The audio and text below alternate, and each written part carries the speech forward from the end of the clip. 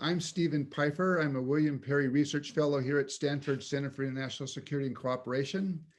And welcome to today's speakers series on the European Security Initiative. One of the things that we look at, one of the focuses of the initiative is the challenge, the security challenge that Russia poses to the West, to the United States and to Europe. And I'm absolutely delighted today to be able to host my friend and former Brookings colleague, Dr. Fiona Hill, for a conversation on the kinds of challenges that the Russians pose to the West. She holds a PhD from Harvard, and she is one of the smartest and most knowledgeable people that I know about Russia. If you haven't read it, I would strongly recommend the book that she co-authored, Mr. Putin, Operative in the Kremlin. I think it looks very much in detail at his background and is probably the best explanation for who Mr. Putin is today in the Kremlin. Dr. Hill is a senior fellow at the Brookings Center for the United States and Europe, but she has done also 2 tours of government service.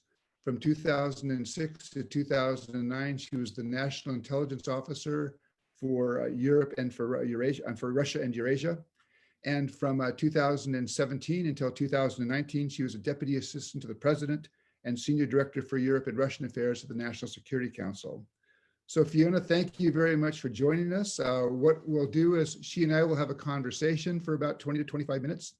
Then we'll open it up to questions. And if you can pose the questions on Q&A, we'll try to get to as many of those as we can. But let me start, Fiona, by just laying out the basis, which is you have a relationship between the United States and Russia, and between Russia and the West that it's its lowest point since the end of the Cold War. I thought it was kind of interesting that Russian Foreign Minister Sergei Lavrov, even last week at one point, when he was talking about possible EU sanctions, said maybe we should just suspend all contacts with the European Union. And I think in general, we've seen a more aggressive Russian stance to the West, and we can set aside for now who's responsible. I mean, I think Russians bear a lot of responsibility, but there's also some fault on the West. But you do see out of Moscow in the last 5 to 6 years, I think more hostile rhetoric, a military buildup that most analysts would say goes beyond what the Russians needed to do to recover from the difficult periods of the 1990s and the early 2000s. You've seen how Russia pressures other post-Soviet states, in particular Georgia and Ukraine, interference in Western domestic politics. And that's not the exhaustive list, but it does reflect, I think, a relationship in Russia is seen as definitely a challenge to the West. So let me start with the first question and make it a broad question. You know, what kept you up in your 2.5 years at the National Security Council when you thought about Russia? What kind of challenges did you see Russia posing that we in the West should be most concerned about? Well, thanks, Steve, and thanks to everybody else who's joined us today. And pity I can't be in Stanford. It would be very nice. It's a cold and wet day here in Washington, D.C. So I'm very jealous of everybody sitting in hopefully in the sunshine and not lots of smoke in Stanford.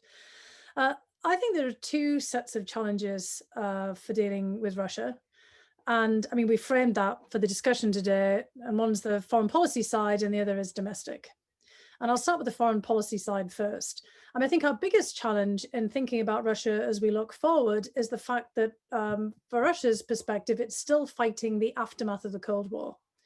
And what I mean by that is that, you know, sometime in the 2000s, in fact, roughly around 2007, when Putin made his now infamous speech at the Munich Security Council, Munich Security Conference, sorry, it became quite clear that Russia was determined to overturn what it saw as an unfair settlement for the end of the Cold War, or in fact, not a settlement at all, but basically a winner takes all from the perspective of the United States and the West, NATO, and all the Western and European institutions that had kind of declared themselves the winners of the Cold War, leaving Russia to a large extent out in the cold and just expected to become part of our international institutional arrangements. 2007, Putin makes it very clear that this kind of one-sided perspective was not going to fit Russia. At this point, after a mere 7 years in power, I mean, he's now been in power for 20 years, he felt confident enough that they'd turned around a rather disastrous domestic economic and political situation, and were now going to flex their muscles overseas. And I think we failed at this point to see where things were heading. This idea of revisionism and still being locked in a geopolitical conflict was anathema to the West and the United States and NATO, that had already tried to put together a NATO-Russia Council and to try to encourage Russia to engage with the United States in a very admittedly short-lived idea of a kind of potentially strategic partnership, but with the EU as well, which was already creating sets of relationships with Russia as well. We did assume, and I think misplaced expectations here, that Russia would be satisfied with being, one of many European countries moving forward, and clearly Russia was not at all. And what we've seen, since then, since 2007, is really what has appeared on the outside, at least, an inexorable march of Russia overturning the post-Cold War settlements, and in fact, even some of the territorial settlements at the end of World War II, with the annexation of Crimea following on from invasion of Georgia in 2008, Russia's intervention in Syria, an area that Russia has had its eye on, one could say, potentially, given its location in the former Ottoman Empire and in the Middle East, that Russia has had a role in the imperial period and as well as in the Soviet period. And then a continuation of trying to revive ties that Russia had on a more global perspective, not just regionally, including in Venezuela, Cuba, and elsewhere in the Western Hemisphere, and trying to kind of build up a new relationship with China. So we've seen Russia in a way laying claim again to a more global role, but continuing to see the United States in particular, and then the institutions around the United States as the main adversary, in ways that we'd obviously moved on long before. And that really leads me into the second domestic challenge, because we let our guard down.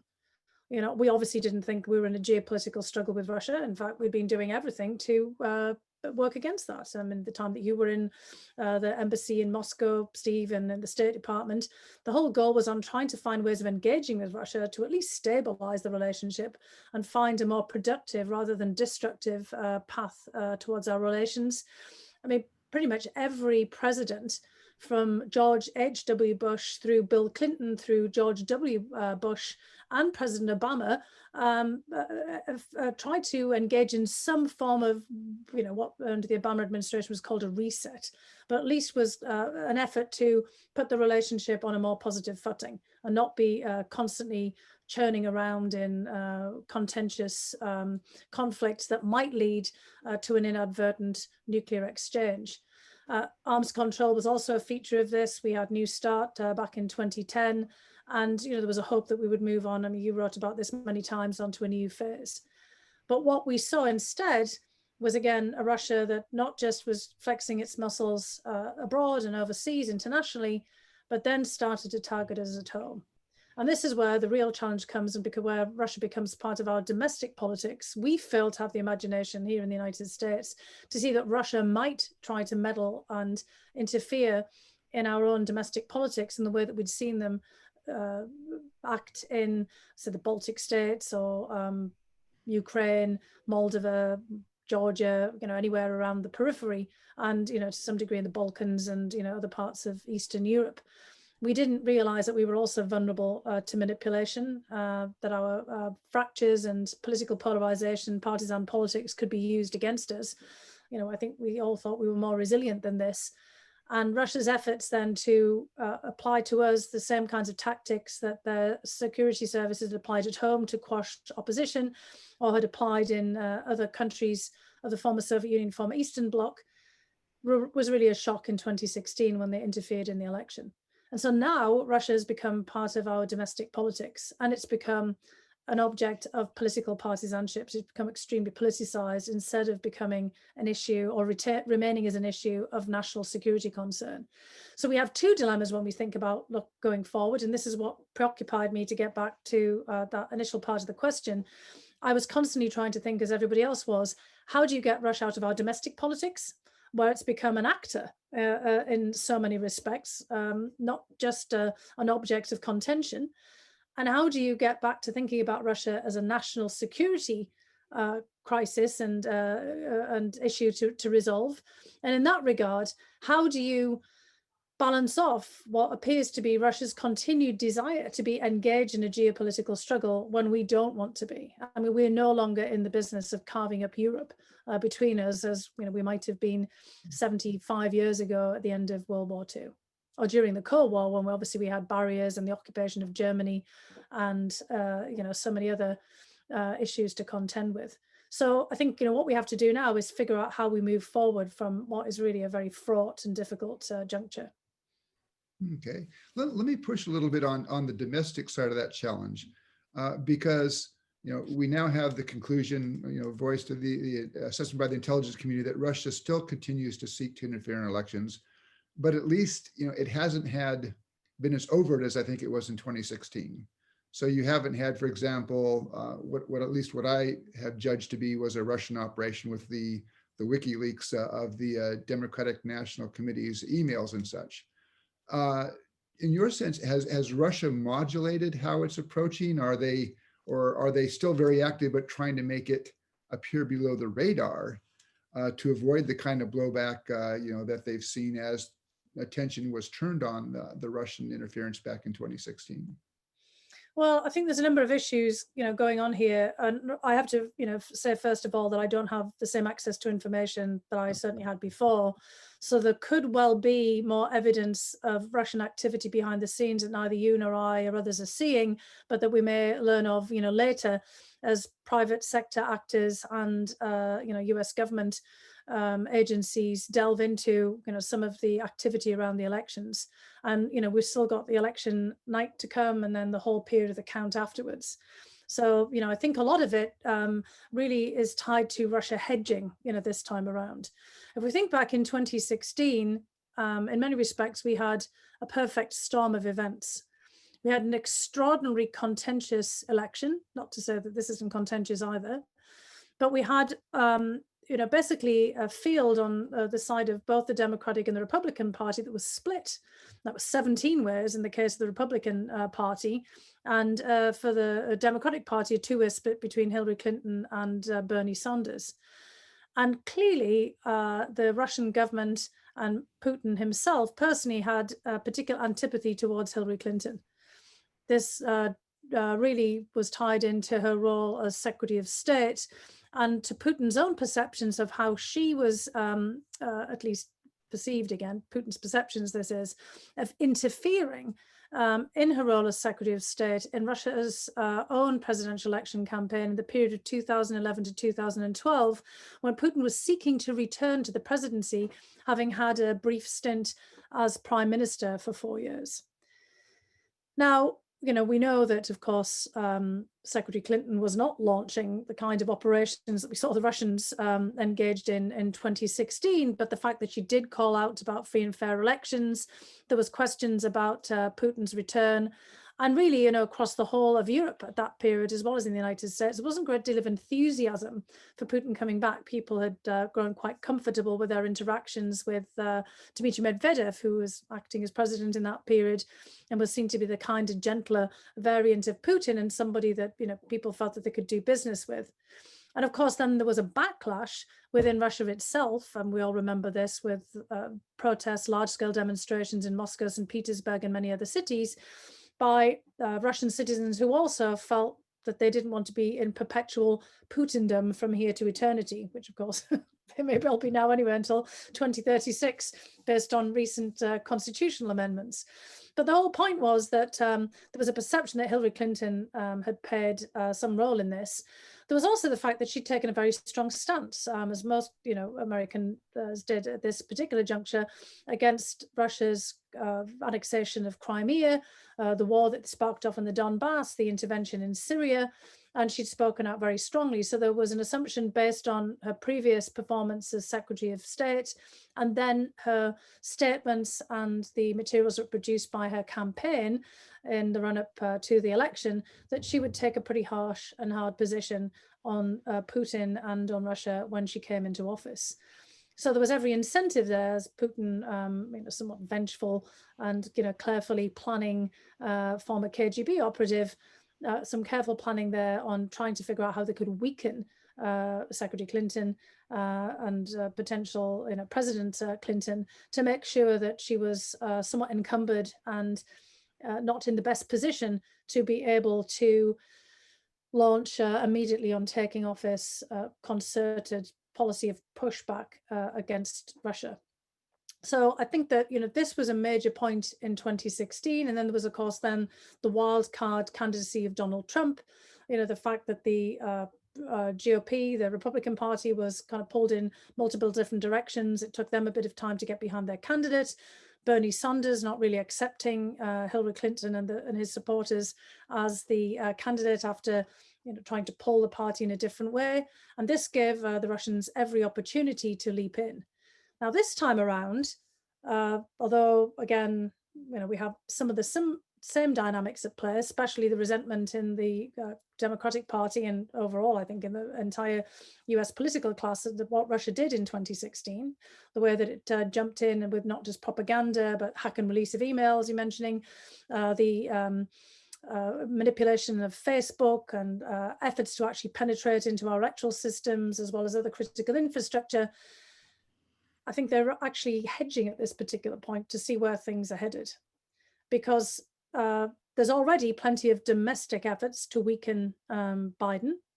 A lot of the efforts that we see today are driven by the Republican Party and the Trump campaign. Trump himself as a weak presidential candidate. This is a very tight and very close race, just as it was again in 2016. But this time the Russians don't really have to do so much. And I think even what we're seeing now in press reports, the sort of signaling that they could do something if they wanted to, is sufficient at this juncture, because what that has done, as it did in 2016, is cast a big cloud over our democracy and suggest that somebody else might have their hand on the levers of our democratic system. And this in itself was one of the goals of the intervention in 2016, after we decried the lack of free and fair elections in Russia, criticized the conduct of elections, ballot stuffing, the quality of Russian democracy. They're pushing it right back at us. And one of the other goals is to really weaken the US international leadership. That gives Russia a much larger room for maneuver. That was basically dates back to 2007, when they decried this unilateral superpower position of the United States and said, this is unacceptable in this international arena. But it's also to point to the hubris of the United States as being the country that has constantly called out other countries for the conduct of their elections. And they can point to us to being incapable of carrying out an election. So it's a confidence and psychological operation as much as anything else at this stage. Okay. Well, let me ask a question that gets into sort of the Kremlin motives and Putin's motives. I mean, I think you described very correctly the Russian desire to sort of overturn a post-Cold War settlement that the Russians or the Kremlin sees as disadvantage to Russia. But at the end of the day, what does Putin want? I mean, if Putin had his ideal world, what would it look like in order for him to move away from this geopolitical competition? And then let me work in a question that comes in from Kristen Van Brusgaard, who said, you talk about Russia's desire for intensified geopolitical competition with the United States. Has that been a constant in Russian policy since the end of the Cold War, or were there periods that might have affected Russia and had it move in a different direction? Yeah, I'll tie both of these together, because I think that there are a couple of phases that led to where we are now in terms of this geopolitical competition and the intensification. One in the European domain comes in 1999. This is before Putin is president, but at the period where he's moving from being the head of the KGB to being prime minister.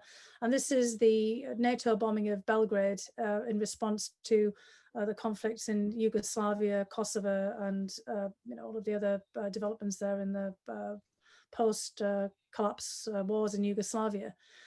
And that is sort of seen as a confirmation to people like Putin that NATO was not, in fact, an institution that would really have a place for Russia, in spite of the NATO-Russia Council efforts, but in fact was still a military organization that was arraigned against countries like Russia. I was in St. Petersburg at the time of the bombing, and I was at various different conferences and heard from even Russian liberal, so-called pro-Western politicians at the time, that if the NATO can bomb Belgrade, they can bomb Moscow, which of course seemed entirely preposterous.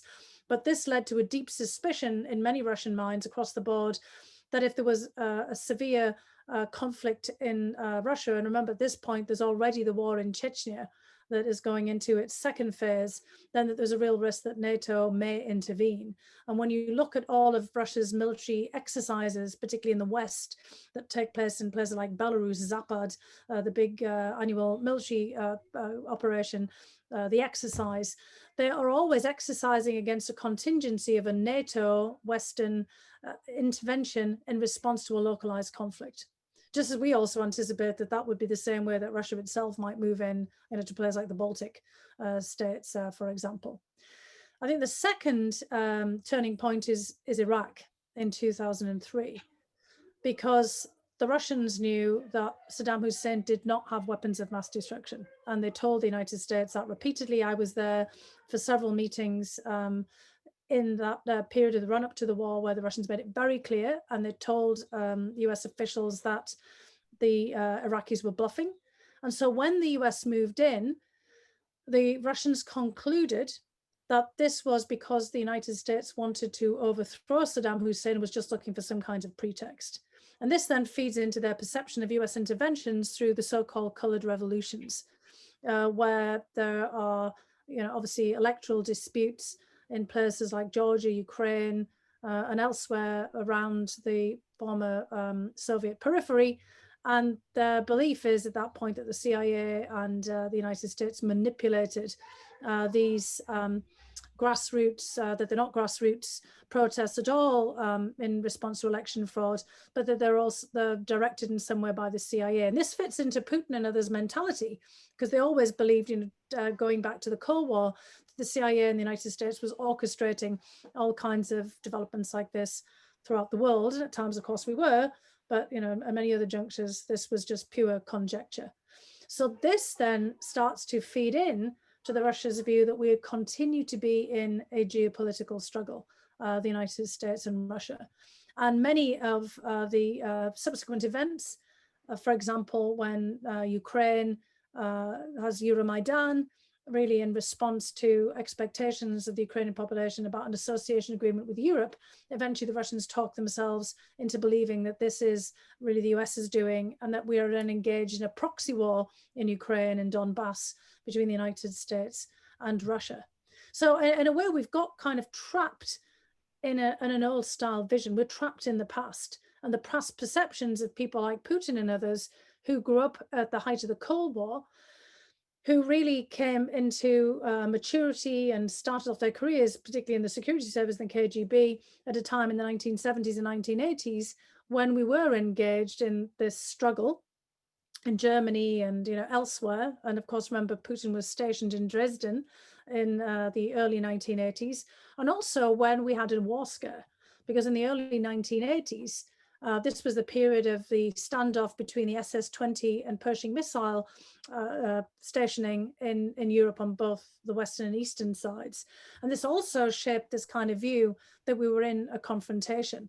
And even though there might have been some benefit of the doubt later on in the early part of the 1990s, as I said, I really think that NATO's intervention in Belgrade, and of course we know that there's a much more complex lead up to all of this, including a lot of pressure on the Clinton administration at the time to do something after standing back and allowing massacres and ethnic cleansing to take place.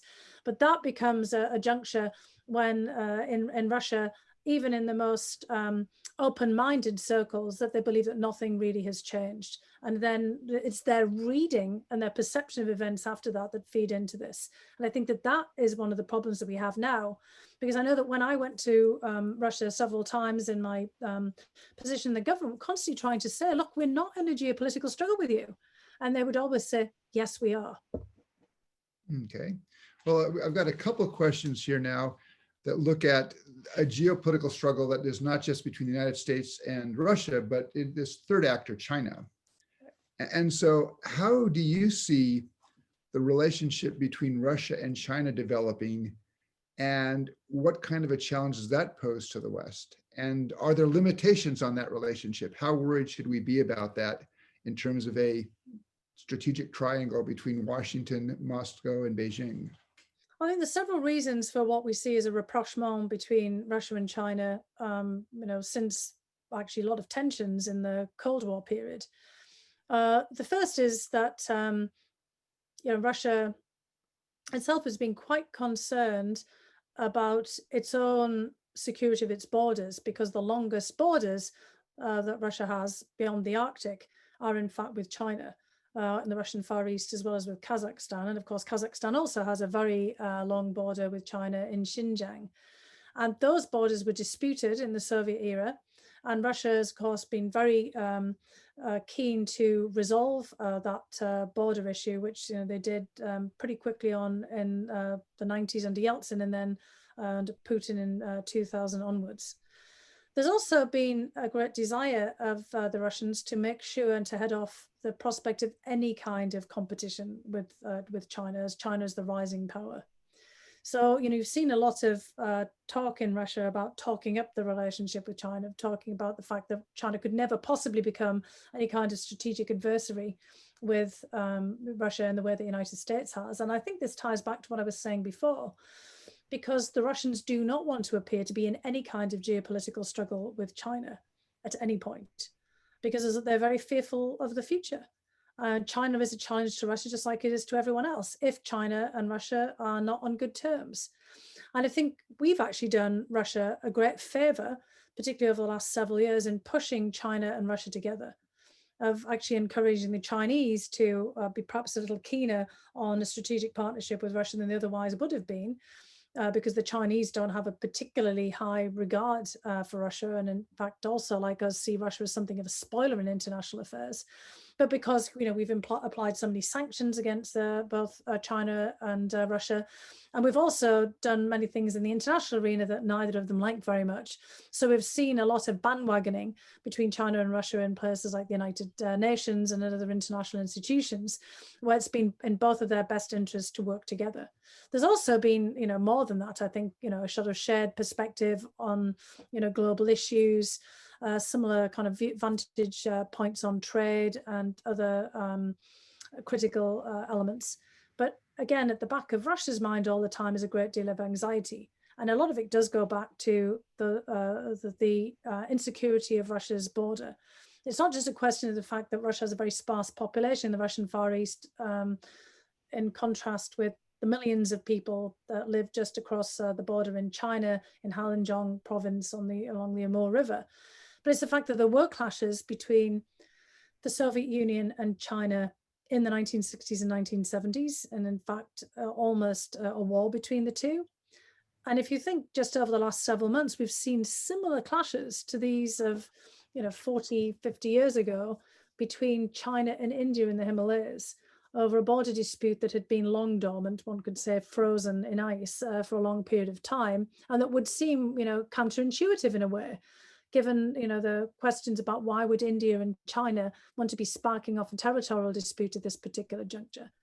So if you're sitting in Moscow and you see this happening, you might wonder and worry about, would China's perspective on what seems to be a resolved territorial dispute change over time? And this is in fact getting back to Russia's own revisionism over the last 30 odd years, is that Russia has revised territorial disputes that it had resolved with countries like Ukraine already to its own advantage. The annexation of Crimea came after Russia had already recognized Ukraine in its existing borders, with Crimea as an integral part of Ukraine. But the Russians said the situation changed. Well, it's not beyond the realm of possibility to think that China, somewhere down the line, might say the same thing, because there are plenty of Chinese nationalists who see large swathes of what's today Russian territory north of the Amur as part of China's patrimony, that Russia, like other European, because they do see Russia as a European power, like other European great powers, annexed or seized away at a period of great weakness on the part of China in the 19th century. There's other areas too where China has declared itself as a near Arctic power, And Russia, of course, is the Arctic country par excellence, and China's not really that near the Arctic, and has launched transpolar expeditions. It's also been the same in Antarctica, which of course is a global commons, but Russia feels a slight proprietary interest in Antarctica as well, because it was one of the early explorers of the Antarctic as well as the Arctic, and drawing on its own Arctic experience for setting up scientific research there. And now China's moving in there too, into all of the polar worlds interested in resources, for example. And so Russia feels uncomfortable about what China's long-term ambitions might be in the Arctic, and the Russians keep talking themselves into believing that China could not possibly be a threat, that China's more interested in economic and commercial issues, while Russia remains the security power in these areas. But of course, all of us watching this would say, don't bet on it, because China's clearly flexing its military muscles, not just in its immediate neighborhood, but potentially further afield looking ahead. So just to sum this up, while Russia and China seem to be in a good strategic place, that there's a lot of shared interests in having a good relationship, it doesn't mean that this will always hold. Okay. Let me pose a question that comes from Mike McFall. Since he became president in 2000, have Putin's ideas about markets, democracy, and the West changed over time, or have they remained pretty much the same? And then how does that feed into the kind of geopolitical competition that you described? I think it's a great question. I mean, I would say that Putin has probably, basically decided and concluded that we're so much weaker. All of those factors are so much weaker than they were before. I mean, if you think about in 2000, Russia was, and Mike, has obviously written a lot about this as well, was in catch-up mode. Putin was really a restorationist, really, rather than a revisionist at this particular juncture. He was trying to stabilize the economy. He was coming into power in the Russian presidency after the 1990s, where there'd been a wholesale economic collapse, devaluation of the currency. Russia was massively in debt. And it really takes Putin that first couple of terms to really turn the situation around. Of course, he benefits immensely from the increase in oil and gas prices, and also from China in that period, because Chinese demand, as China is itself growing, for natural resources really helps to boost demand for Russia's natural resources, oil and gas and other minerals, timber, you name it, and helps to pull the Russian economy along as well as selling arms and other things that I think Russia might regret over the longer term to China in this period. And what Putin sets himself out to achieve early on is to try to sort of compete with the West on their own terms. There's a whole period, which Mike and others will recall, where Russia sort of sets the goal for itself of being firmly within the G7. It even talks about being at one point the 5th or 6th largest economy in the world, setting up the St. Petersburg Economic Forum, and really trying to kind of be there and be out there in the Western financial and economic institutions, bringing in lots of FDI. And I think, the turning point comes along with the financial crisis, 2008 onwards, where the West is revealed to be on pretty shaky ground financially. We have the recession. Russia manages to bounce back relatively well out of this thanks to the rainy day funds. And although oil and gas prices don't hit the kind of stratospheric levels that they have before, the weakness of the West is being revealed. And then over time, Putin starts to see the decay and the rot in Western societies, the corruption, the dirty business, the money laundering. And I think that this is when the viewpoints start to change, and they realize that these things can be exploited, and that the West is no longer the model for Russia. It's no longer the yardstick for which they're measuring themselves. So I think that's in the way that it's changed. And I think that that's when Putin starts to think that he can really take advantage and gain advantage from the West because of our own deficiencies. Okay. Well, a question that's come in from a couple of our attendees, including Catherine Stoner. Looking at, we have an election in a week's time here. How do you read, how the Kremlin and Putin are approaching that election? I mean, you've seen this interesting sort of dance, for example, on arms control, whether or not New START would be extended, and what conditions. I mean, it looked very hopeful last Tuesday, but then it seems to have, fallen apart. Is the Kremlin sort of beginning to position itself now for perhaps a Biden presidency? And if so, what do you think that the Kremlin would look for from a Joe Biden presidency in 2021 if it was looking for a way to perhaps change the current dynamic in the relationship between Washington and Moscow? Yeah, I mean, let's start with the current dynamic, because I think, Russia's been quite pleased with the Trump administration for all the obvious kinds of reasons. I mean, really the kind of chaos, the weakening of the United States standing internationally. The pandemic has obviously played quite a big role in that as well.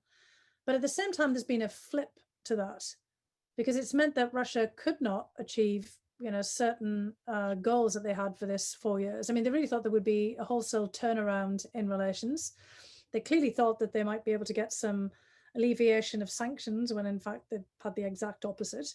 But that's on them, because they've continued to do all kinds of things. I mean, poisoning Navalny, all the kind of latest things that they've been up to, hacking the Norwegians, on top of having already done this to the Germans and the French and everybody else. That has also led to a wholesale rethinking in Europe, which obviously I would hope would come earlier, but they've continued to cause their own sets of problems. But they really did expect from the Trump administration that there'd be a lot more success on a number of fronts. So there were several things that the Russians wanted in the last several years, and one of which was arms control. They didn't particularly want the US to pull out of INF, but again, that was on them in terms of violations. But they did want to have an extension of New START. And in fact, there have been various junctures where Putin has tried to pull a fast one to try to get an automatic extension of New START for the full 5 years, which Steve, you and others know, at least is theoretically possible on agreement without really having to negotiate, and a de minimis anyway, a 1-year extension to work things out further.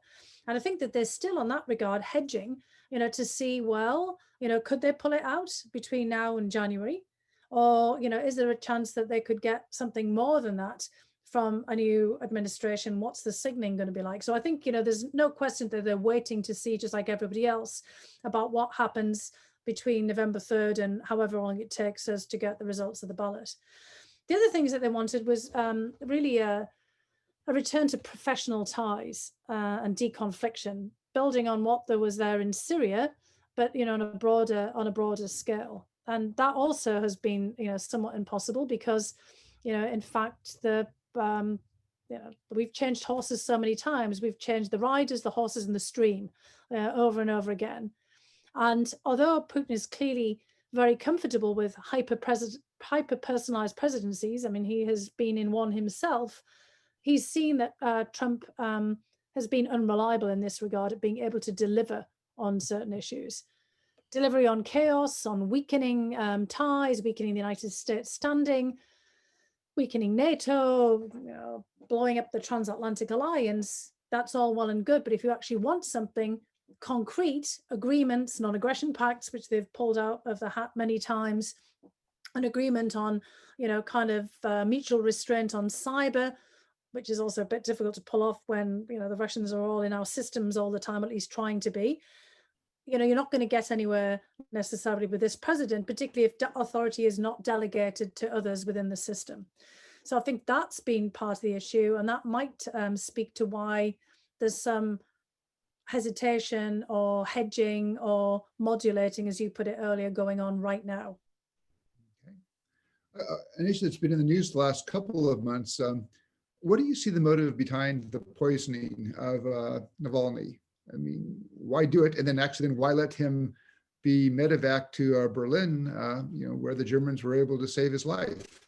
Well, for me, it seems fairly clear, because if you look at the timing, it might become more obvious to everyone. Well, so what's happening at the time when Navalny is poisoned?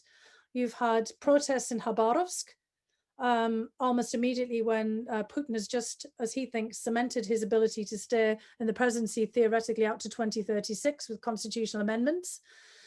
Then they try to start to consolidate the system, keeping a loyalist in place, and the governor of Khabarovsk doesn't go as planned. And in fact, there are protests against the efforts to remove him. And at the same time, you get protests in Belarus, where here's Lukashenko trying to stay as president in perpetuity. And you're getting grassroots protests against his efforts to stay endlessly in power. And, Lukashenko has been in since 1994, but it's only a mere 26 years at this point, and Putin's trying to stay in power for 36 years. So that doesn't look very good if Lukashenko gets basically overturned by a grassroots political opposition. And who's the main political opposition who could capitalize upon all of this? It's Alexei Navalny, who at this point is making a tour around Siberia, trying to whip up the opposition for other electoral success in regional areas. And at the same point, in Siberia and the Urals, Omsk and Tomsk and all the different places that Navalny was, you've also got the stirrings of a long-standing, going back to the imperial period, Siberian quasi-independence movement. Siberia really is the frontier. It's out there. It doesn't always come under the thumb of Moscow so easily. And here's Alexei Navalny, running around out there. What's of course interesting in all of this is there was clearly a dose that could have been lethal, but it was also a lower dose. They're obviously playing again with this different kind of Novichok. It's brazen because the security services have got to this point where they really don't care, because they play a game where they deny everything and blame someone else. Like Navalny doing it to himself. I mean, the arguments are just exactly the same that we heard after Skripal, just to be very clear, and people can look back to all of this as well, where they blame the Brits for poisoning the Skripal because of Portadown, because at that point people didn't know about Novichok unless they'd been read into highly classified compartments. So they probably weren't expecting Theresa May to announce what kind of nerve agent it was. And in this case, they probably figured out that people wouldn't be able to work it out. Certainly their own doctors in Siberia were not able to. Now, why did they have him medevaced? Well, they've actually really put him right out of the picture. And they probably thought by this point, it would have been very difficult even for foreign doctors to be able to figure out what had happened. We remember that this has happened many times. It's been extraordinarily difficult for people to see what kind of toxin has been used after a lot of time has elapsed. But now that the Germans and the Swedes and then the OPCW were able to identify this as another form of the Novichok nerve agent, they've just reverted back to everything they've done every time something like this has happened with MH17, Skripal, and any other type of thing that we can think of, which is just lie blatantly, throw out all kinds of false narratives and blame everyone else. I think what's interesting at this particular point, and this wasn't part of the question, but that this illustrates a really lost opportunity on the part of the US and Europe. Because when the Skripal poisoning happened back in 2018, we tried very hard at that point to get a unified response to this in terms of the expulsion of intelligence operatives. Now, we succeeded to some point, but we also had a lot of Europeans saying, well, this didn't happen to us. And we don't really know whether this is the case with Novichok, because of course we weren't read into this. We didn't know anything about it. And this enabled the Russians to divide and conquer very cleverly and carefully. And what we have now is, this is now the Germans, who were actually some of the people who didn't quite believe it the last time around, who have done the research for themselves, the OPCW, which of course is the gold standard of investigation on chemical and nerve agents and other, kind of weapons use, the Swedes and others here. So this is kind of, really, if we'd acted back in 2018 with, I think, a lot more effort and concerted effort and a lot more pushback, there might have been the deterrence of the Russians repeating this again. However, in the case of Navalny, perhaps not, because as far as the Russians are concerned, this is their own dissident on their own soil. But we should have been saying that this kind of action, collectively saying all of this, is just unacceptable, brazen, putting masses of people at risk. And because we never said all of this at a unified voice in the past, the Russians have continued to just keep doing these things over and over and over and over again. And it's a lesson for the future, for our next administration, that the only way that we can push back is for all of us to work together very closely with our allies and call them out on election interference, because they've hacked pretty much everybody at this particular point, and on actions like this that are just reckless and basically at all points undercut our ability to put the relationship onto a different footing. You know, if nothing else, you know, as I've said repeatedly, and I know that everybody else has said, they've got to knock off this kind of action if we're going to be able to move ahead on any issue, thinking, you know, into the future here. I'm sorry, I'm kind of losing my voice. I probably, sorry about Right. that. Talking too Well, much. as long as we can keep your voice, the questions are pouring in. So let me take the next two, which is, and I preface it by saying, I think part of Russia's ability to challenge the West is going to be based on the Russian economy. So two questions that have come in, how do you see Putin's longer term plans to diversify and improve Russia's trade position, since its industrial capability seems to be simply not competitive? And then do you see prospects for Russia to become an innovation center in the high-tech field? And I guess I'd add my own question to that is, how should we understand Putin's policies? Because at least when I look at those policies over the last 5 to 10 years, I mean, he seems to be pretty much committed to maintaining Russia as an energy power, but not doing the sorts of things that I would think would be necessary to improve Russia's competitive economic position 10, 20 years down the road. Well, this is the real dilemma, isn't it? I mean, it's the probably the question that Putin and others don't really have the answer for either.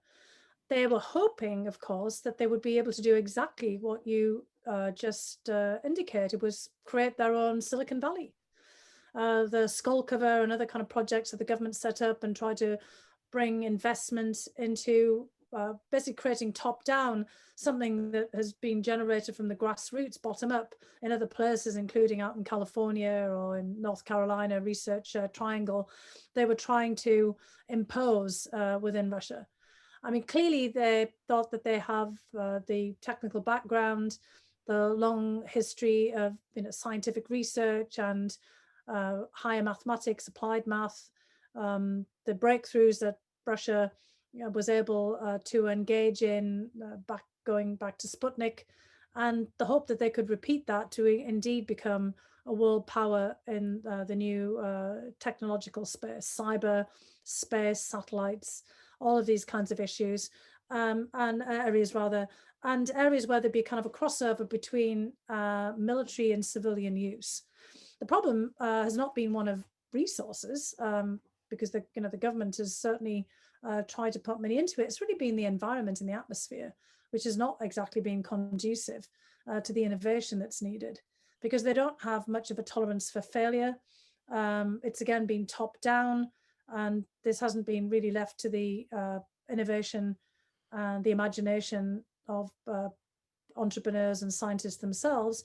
And also they've spent so much time classifying information and cutting off the opportunity for their scientists, because the paranoia in the security service for working with people internationally. And now instead we hear, about Russian efforts back like it was in the Soviet Union to steal information, just like the Chinese and others have been doing. I do think, however, that there's probably been a missed opportunity on the vaccine, and maybe that's something that we could still think about as the pandemic continues to rage in Russia as well. During the Cold War, and I think many people have already spoken about this, we did work together very closely on eradicating smallpox, of dealing with multi-drug resistant TB, much more recently HIV/AIDS, and polio.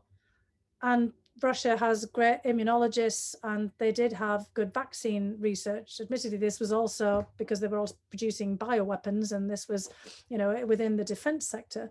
But I think this is an area where we could find ways of cooperating and working together. I don't think Russia is able, like any country, to be able to have an autarkic approach to all of this.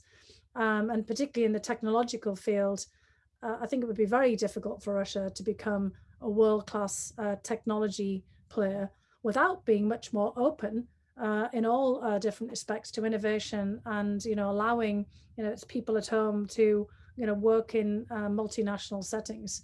So it's a real problem for Russia. They can't do it top down, and I think that is one area, again, not just for cooperation with us, but you could envisage at some point with a different mindset, a different generation post Putin, where it might become an area they could work with the Europeans, for example, in developing technology and medicines and other areas like this. Okay. Tom Finger asks if the new Strategic Arms Reductions Treaty is extended, would that open up a path to perhaps a less hostile relationship between Moscow and Washington? And in the past, you have seen arms control progress lead to broader progress. Is that possible now, or is that going to be simply limited to the arms control sphere and management of the nuclear relationship?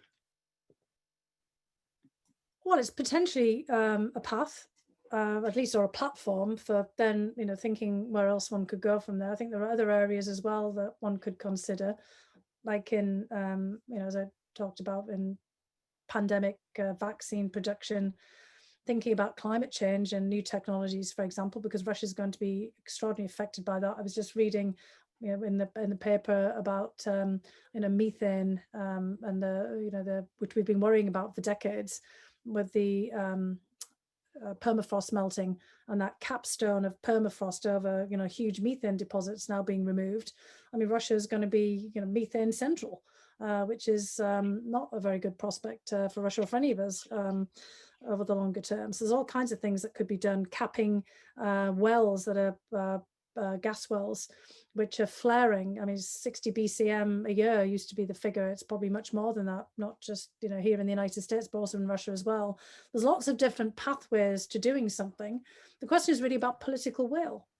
And that really kind of gets to the question about now and 2020 in the election.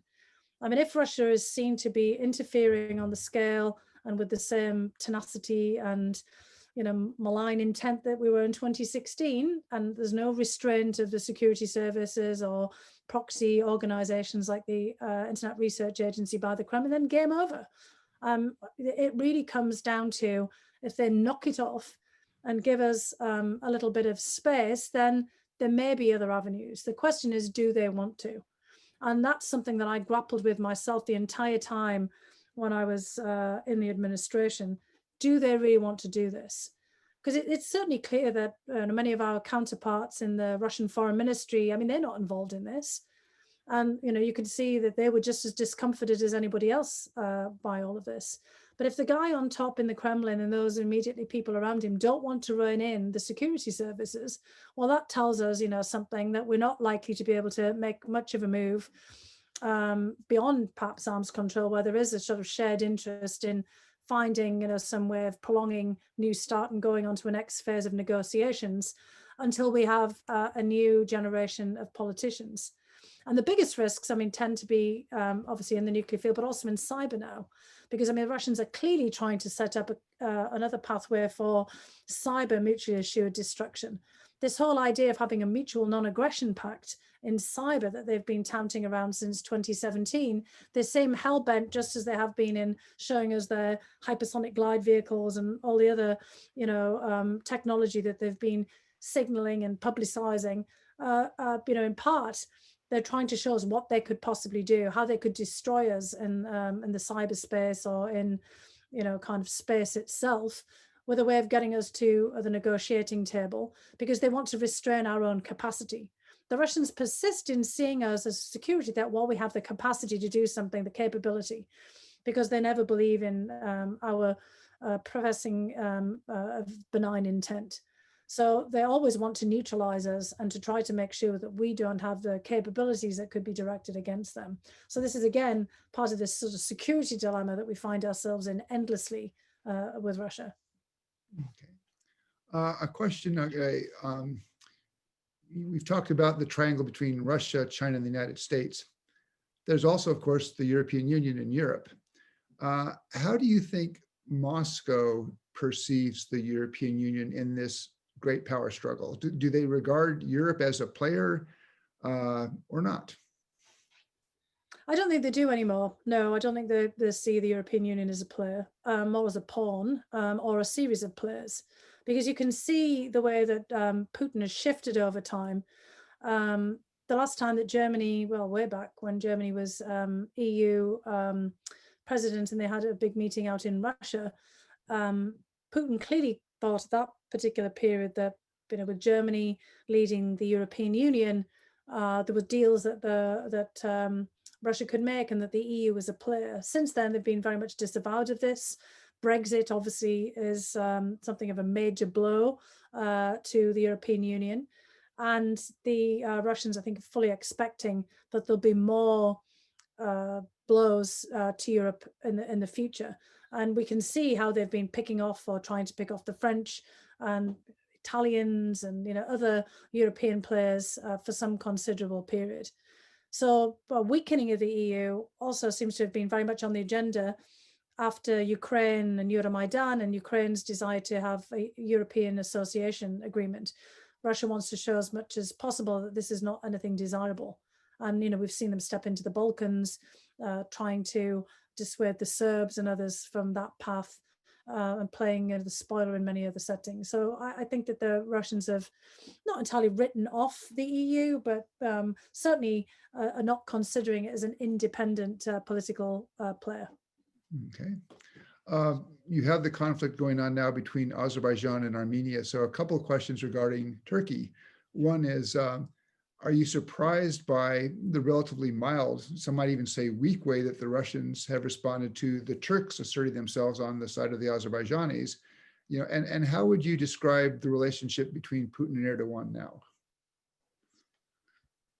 Yeah, this is all a kind of a fascinating way and things are playing out. I think this is all tied into Syria. And just, kind of let me explain for a moment. I mean, in a way, we're fighting out World War I stuff. And, Russia, of course, and the Ottoman Empire, the Russian and Ottoman empires collapsed in the same time frame in World War I, having been the great rivals in the Near East and in the Caucasus for several centuries. And Syria, brings all of that back to the fore again. When the Russians intervene in Syria, it's almost a kind of a back to the imperial past, not just to the Soviet past, when, of course, the Assad family and Soviet leaders sort of forged an alliance. But these are the lands of the old Christian communities, Orthodox Christian communities, that the Russian Empire always used to lay claim to, places like Aleppo and Antioch and elsewhere, and the Christian churches. And in a way, what we saw in the Syrian civil war, particularly with the rise of ISIS and all the ethnic cleansing that took place, it's not that dissimilar from what had happened 100 years previously during the collapse of the Ottoman Empire, the Armenian genocide, and all the attacks on Yazidis and the role of Kurds. It's almost kind of like a back to a historical pattern. And now we have in Syria a situation where, as the US kept withdrawing after the war against ISIS, the Turks and the Russians back into confrontation again. Remember, of course, that the Turks shot down a Russian plane.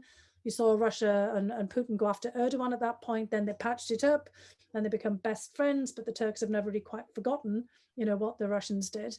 And then the Russians really got in the way of Turkey trying to create its cordon sanitaire and exert itself in the northern part of Syria, where they'd been pushing with the United States for some time as well, to move into Manbij and Idlib and all of these places. And we've had in all of this time Armenia also trying to reach out to the Armenian communities left in places like Aleppo and elsewhere, and bringing Yazidis and others to Armenia, and in many respects settling refugees from these old historic Orthodox communities in and around Karabakh and elsewhere in Armenia. Very small numbers, but Syria, I think, has bled over into the Caucasus here. And so when Azerbaijan and Armenia start up the conflict, and there's a whole set of reasons why I think that happened as well, that if anyone's interested we could kind of go into, because I saw a lot of this unfolding very sadly in the time that I was at the NSC. We see Turkey deciding to step in for the first time really since the 1990s, when Turkey played a much more muted role. And now it's almost, because you've got all these mercenaries coming in, Turkish-backed Syrians that they seem to be being bringing from Syria into, fighting on behalf of the Azeris. And you've, got all the Armenians from Syria there. This is a way of, in some respects, Turkey getting a bit of revenge on Russia for messing around in its backyard. because, this is also Turkey's backyard. If we go back to 1920, exactly 100 years ago, with the collapse of the Ottoman Empire and the Russian Empire, there's all these treaties where, kind of basically the Soviets and the new Turks with Ataturk were trying to kind of figure out their own boundaries and borders. Treaty of Kars and, settlements, territorial settlements here. And Putin and Erdogan are creatures of history. You've got a neo-Russian imperialist and a neo-Ottomanist, and they're now back to kind of sorting out their differences in Armenia and Azerbaijan and the Nagorno-Karabakh conflict. And for Putin, this is a bit of a nightmare, because Putin wanted to be the power broker. Every effort on the Russian side to mediate involves Russian peacekeepers in Nagorno-Karabakh, which neither the Armenians nor the Azeris really want. So I think Russia's got itself in a bind here, that it wants to, basically manage this on its own. And Turkey's demanding it a seat at the table, in part because of what was happening in Syria. This is a mess. Probably is the way I've been explaining it, so convoluted for most people, to follow. I think that's the problem for Putin. It's so convoluted now, so complex, that it's going to be very difficult for them to resolve. Okay. Well, let me go over time and just ask one last question here and ask you to sort of both put on for your crystal ball and then also the policy advice you might recommend. And the question comes from Rose Gadamuller. After November 3, we have either a re-elected President Trump or on January 20th, a President Biden. And presumably there's a first Putin phone call to each. There's the phone call if it's the case of a Trump victory that comes presumably sometime in mid-November. If it's President Biden and 2021, it comes sometime after January 20th. What would you think would be the main point of Putin in each of those calls? And what would you advise Biden or Trump? What would be the one or two points you would want to make back to Putin in that first call? Well, I think, on a second Trump victory, I think what Putin was going to be kind of a bit nervous about is the fact that Trump really wants to pull Putin over to his side on dealing with China. And the Russians really don't want that. You might remember that there was invitation of Russia to a G7, although, the US doesn't have the G7 anymore. I think it's the Brits will next have that because Trump put it off.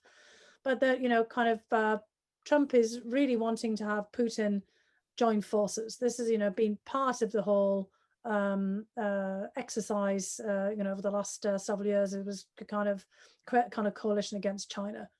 And so, beyond all the various pleasantries and please come visit and White House visits and, perhaps, next phase of arms control, it'll be about China. And I don't think Putin's going to be, particularly happy about that.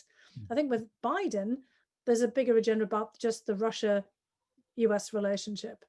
And, the Russians may well be promoting the idea of a mutual non-aggression pact, which I think, going back to the 1930s and, again, they've been pushing this since 2017, obviously on cyber and many other issues. They're trying to create an equivalency, trying to say that we, the United States, have been doing all these same things as well. Well, we haven't. We're not out there hacking and releasing all Russians, emails. And a lot of the stuff that we've been doing has been in response to things that the Russians have been doing themselves. As I said, they're clearly trying to set up, a next president for, having to basically tie their hands in dealing with them. And so I would be very careful about the trap of mutual non-aggression pacts. But what I would do is, trying to go back to the tool of diplomacy, which Rose and many others of us have been, advocating. To kind of basically try to meet with Russians early on and to try to professionalize our interactions and to keep on at this issue of getting them to restrain their security forces and all these operatives that are running around trying to interfere. But be careful of mutual non-aggression pacts. Okay, great. Sounds like great advice. Fiona, I have failed miserably in my effort to get to all the questions. I think I still left 25 questions unanswered. Oh my gosh, yeah. We'll have to do this again. Well, what do you do? No. But anyway, no, thank you. I'll have to come to Stanford, actually. I'll have to do that. But let me just thank you for a very rich and wide-ranging conversation. It's everything I was hoping it would be. And I can only apologize to our still 200 participants for not getting to all of the questions. But Fiona, thank you very much for joining us. And we do hope to have you at Stanford in person at some point in hopefully the not too distant future. Thanks so much, Stephen. Thanks to everyone as well for participating today. That's great. Thanks. Take care now. Thank you.